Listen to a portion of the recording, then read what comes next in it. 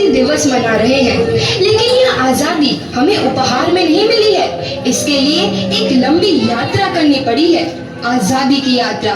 इस यात्रा में हजारों लाखों लोगों ने अपनी जान की कुर्बानी दी। 1919 जलियांवाला बाग। आज हमारी बैसाखी का दिन है, लेकिन पूरा पंजाब बैसाखी नहीं मनाएगा। हम सब बैसाखी नहीं मनाएंगे।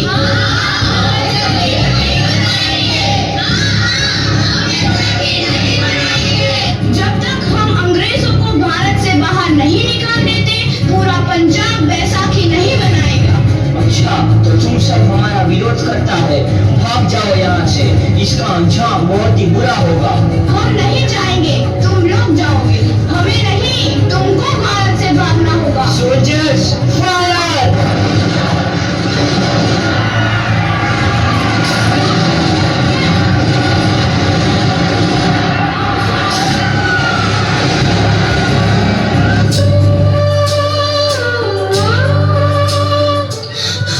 ये जमीन हमारी, ये धरती हमारी, ये खेत हमारे। अभी थोड़ी देर पहले हमारी ये फसलें लहरा रही थी, पर इन अंग्रेजों ने हमारी फसलें बर्बाद कर दी। इन अंग्रेजों ने एक ही झटके में इन सब फसलों को काट दिया।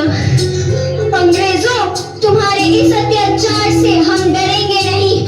इस अत्याचार का बदला लेकर रहेंगे। हम आजादी लेकर रहेंगे। जलियांवाला बाग हर हिंदुस्तानी की आंख नम कर गया।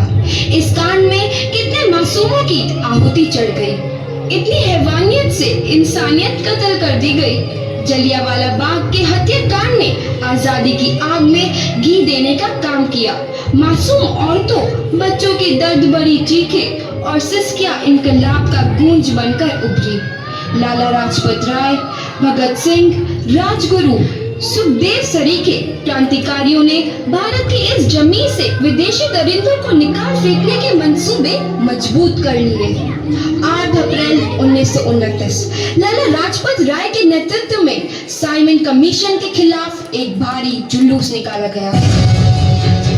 Simon commission, Simon commission, Simon commission, Simon commission, Simon commission, Simon commission, Simon commission, Simon commission, Simon commission. बेवकूफ इंडियंस, तुमको हमारी बात समझ में नहीं आती। Stop this. Simon commission. नहीं मानता। आई से स्टॉप दिस। लाला जी, आप आगे बढ़ो, हम आपके साथ हैं। लाला जी, संघर्ष करो, हम आपके साथ हैं। लाला जी, संघर्ष करो, हम आपके साथ हैं। लाठी चार्ज करो!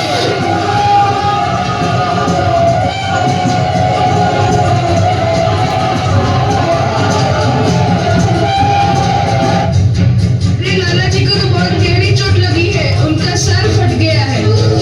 मेरे शरीर में लगी एक एक लाठी अंग्रेजी सरकार के कफन वकील का काम करेगी। ये आजादी की लड़ाई रुकनी नहीं चाहिए। ये जिम्मेदारी मैं तुम सबको सौंप कर जा रहा हूँ।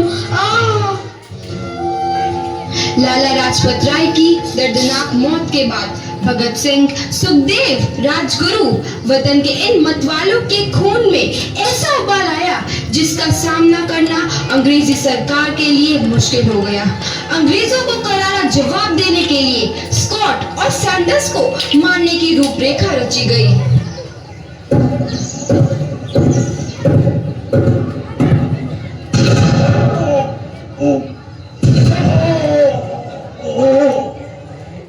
सैंडर्स मारा गया।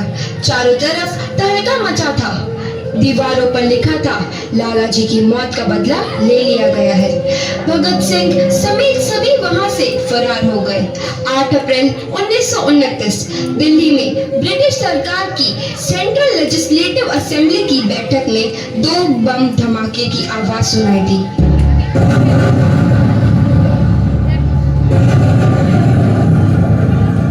इन धमाकों ने अंग्रेजी हुकूमत को हिलाकर रख दिया। इस घटना को अंजाम देने वाले भगत सिंह, राजगुरु और सुखदेव ने अपने आप को अंग्रेजों के हवाले कर दिया। 1930 को अदालत ने अपना फैसला सुनाया। मुलजिम भगत सिंह, मुलजिम राजगुरु, मुलजिम सुखदेव को दफा 121 और दफा 302 के तहत ये अदालत तीनों को मुजरिम करार देती है और इस गुस्ताखी के लिए ये अदालत इन तीनों को सजाए मौत की सजा सुनाती है। सरफरोशी की तमन्ना अब हमारे दिल में है, देखना है जोर कितना बाजुए कातिल में है।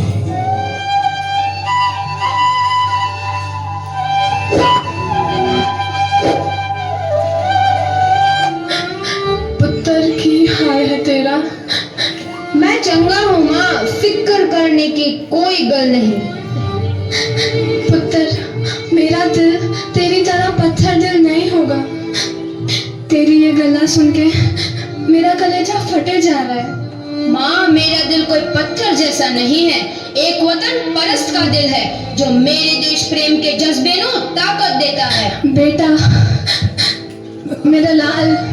माँ, आज मेरी तपस्या पूरी होने जा रही है। जे तू रोई तो मैंने तकलीफ होइया। सोच, तेरा पुत्र आज शादी करने वास्ते जा रहा है। फर्क केवल इतना है, वो घोड़ी पर नहीं फांसी पर चढ़ने वास्ते जा रहा है। आज तू क्रांतिकारी की माँ है, कल तू एक शहीद की माँ होगी। माँ, पुत्र भगत, तू इतनी छोटी उम्र में हम सबको छोड़ के चला जाएगा। तूने जिंदगी में देखा ही क्या है पुत्र? मैंने अपनी माँ देखी है जिसने मुझे एक ही बात बताई है कि बेटे, अपने देश के लिए एक बार मरना 100 बार जन्म लेने के बराबर होता है। अच्छा माँ, अब आशीर्वाद दे, आखिरी बार विदाई लेने का समय आ गया है। भगत मेरे लाल।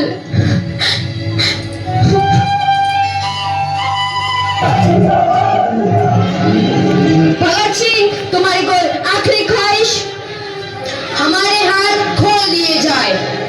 हम तीनों दोस्त एक दूसरे से गले मिलना चाहते हैं, उनके हाथ खोल दिए जाए।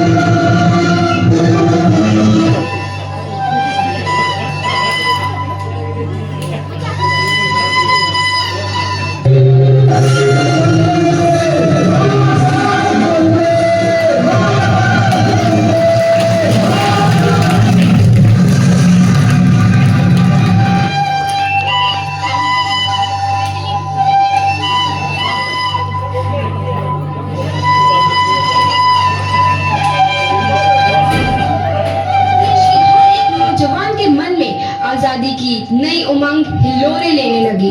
अंग्रेजों भारत छोड़ो का नारा जोर पकड़ रहा था। सबने एक आजाद भारत का सपना देखना आरंभ कर दिया था। हर कोई अपने अपने ढंग से इस महायज्ञ में अपनी आहुति दे रहा था। सुभाष चंद्र बोस, रानी लक्ष्मीबाई, तात्या टोपे और मंगल पांडे जैसे शहीदों की कुर्बानी रंग लाई। 15 अगस्त 1947 को भारत आजाद हुआ।